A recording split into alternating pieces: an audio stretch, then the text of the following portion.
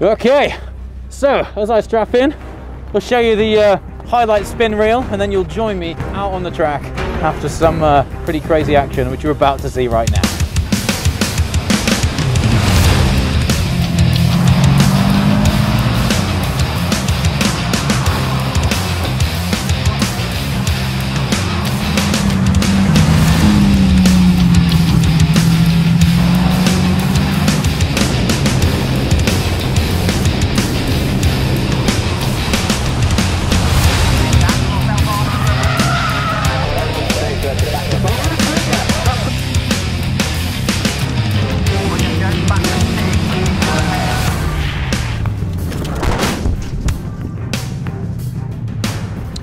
Good morning. Yesterday's race. What normally happens on a race weekend is Friday testing, Saturday morning qualifying, Saturday afternoon racing. Previously to this I was at Cadwell, but Thruxton is a completely different circuit. I'm not sure actually if you could get more opposite circuits from Cadwell to Thruxton. Cadwell is sort of tight, undulating, almost mini Nürburgring style circuit.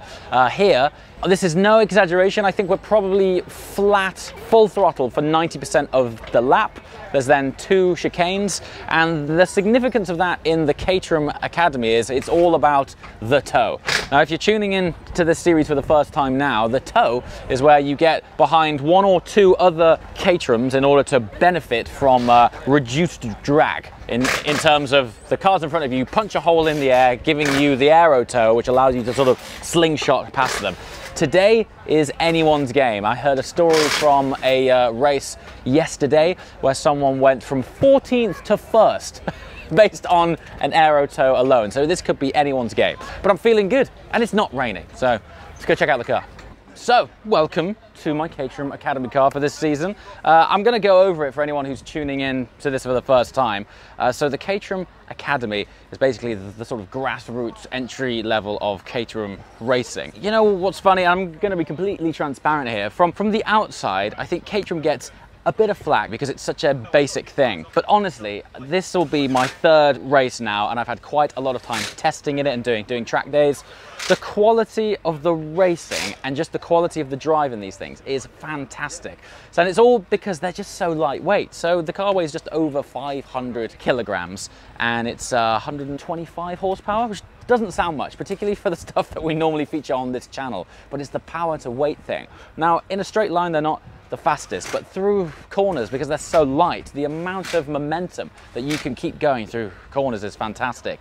And once you get a few of these other cars on the same track, because they're also evenly matched, the racing is super, super close. I'm gonna chance it because I reckon it's gonna be dry. So I do have a set of wets. When I say wets, they're not actually a different wet tire specifically for the car. You have to run the exact same tire all season.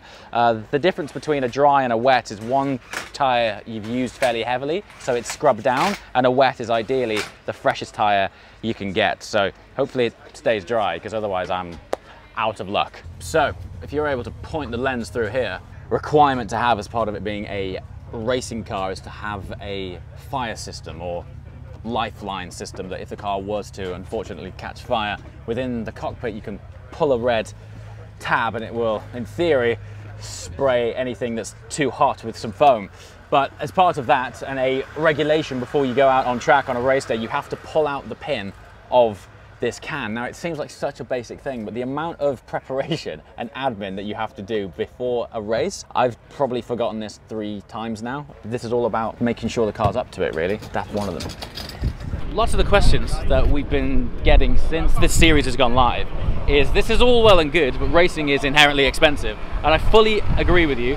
But one thing, and I'm sorry, Caterham, but one thing that they haven't really done too well is publicize the fact that you can actually finance your racing package for the year.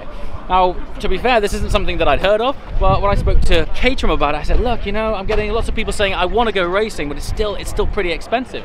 And they said, well, you can finance it. I was like, what? so it's like, for a few grand down, you can get into this Caterham racing series for like £300 or £400 a month. And look, I'm not saying that it's cheap. That's still the price of a decent car per month if you're financing it. But if your dream is to go racing, I'm yet to find anything as accessible as this series. It is fantastic.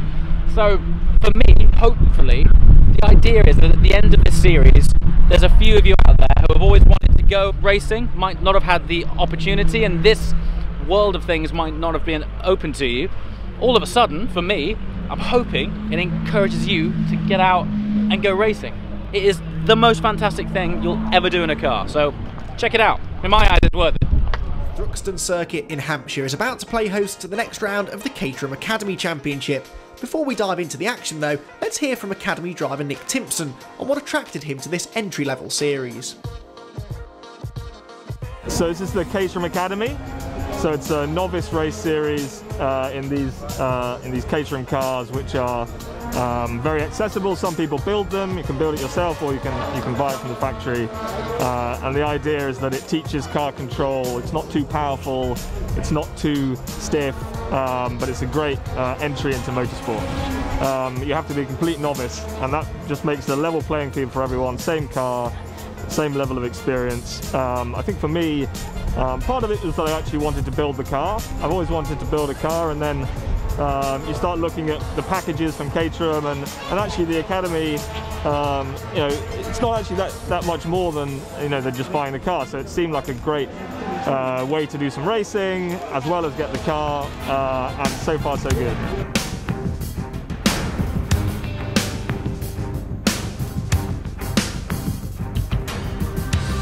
Everyone away cleanly this time around, and up towards that first corner it was very frantic stuff indeed though. At the front, in the middle and towards the back really, never a dull moment in Caterham racing, even at entry level. Back up towards the chicane, and you'll be shocked to hear there's some side-by-side action going on here. There's just no escaping the pack around this place, and will they all get through the chicane cleanly this time? Just about, bit of curb hopping, bit of wheel banging. They all get through though, and there the number 15 car right in the thick of it is Ian Brown. Started on the outside of row number 2, did Ian? And just trying desperately to get himself to the front of this queue now. Number 7 is James Walker, also heading through the first corner. And this scrap is just not going to relent, I don't think, to the end of the race. This is the battle for the race lead. We're into the second half of it now, and it's got a completely different look at the front of the field than we had early on. There goes Nick Timpson up the inside. We heard from him before the race started, and he was excited about getting the race under his belt here at Thruxton. Pretty intimidating place to race, I'd imagine, as a racing rookie. Nick Timpson there throwing it up the inside through Campbell Cobb and Seagrave. The leading trio, though, are heading through Goodwood. Still those same 3 out in front for now. Bit of a gap back to everyone else really, trying to be in 4th place. Really starting to stretch the legs now, these Caterham Academy cars out at the back of the circuit, right up to the edge of the road. And what's going on here? There's been a big shuffle around. Is that a problem for the race leader? Because maybe a missed gear or something. Suddenly there was a huge stack up as they went through Goodwood, and Dominique Mansberger rather got held up in all of that. And who comes out with the race lead? It's going to be Simon Shaw. So down to 2nd for O'Flanagan, but he's immediately back on his tail again. So Taylor O'Flanagan to the outside line, gets his nose in front. He should have the whole car ahead by the time they hit the braking zone. And this time it's Simon Shaw that looks like a sitting duck in the slipstream. Mansberger to the outside as well. Is super late on the brakes. Too late on the brakes. Off the road, pointing the wrong way. There's another spin further back as well in a separate incident, I think. But for the joint championship leader, that was the worst possible outcome. It's side by side to the checkered flag though. And Simon Shaw gets it by a 10.5 over Taylor O'Flanagan in 2nd place. Phenomenal racing there. James Walker comes home in 3rd. What a dramatic end to the race. Well, confirmation then of your podium finishes. Mansberger rejoined down in 9th position, and with Taylor O'Flanagan 2nd, that will have a big effect on the championship standings, and here you can see the effect that it has. Yes, mate.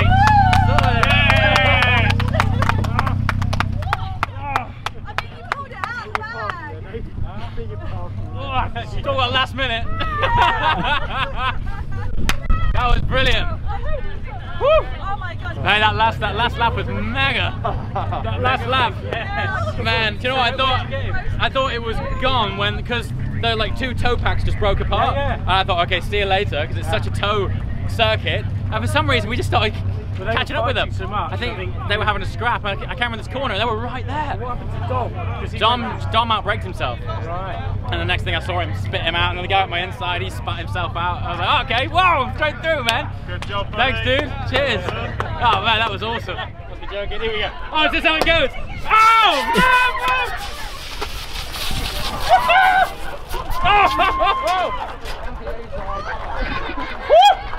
Tastes good. I don't have much left, so I might as well dunk it. Well done, mate. Well done. That was really cool. Oh, I mean, as wet as I am, I've really been waiting for that moment. That is awesome.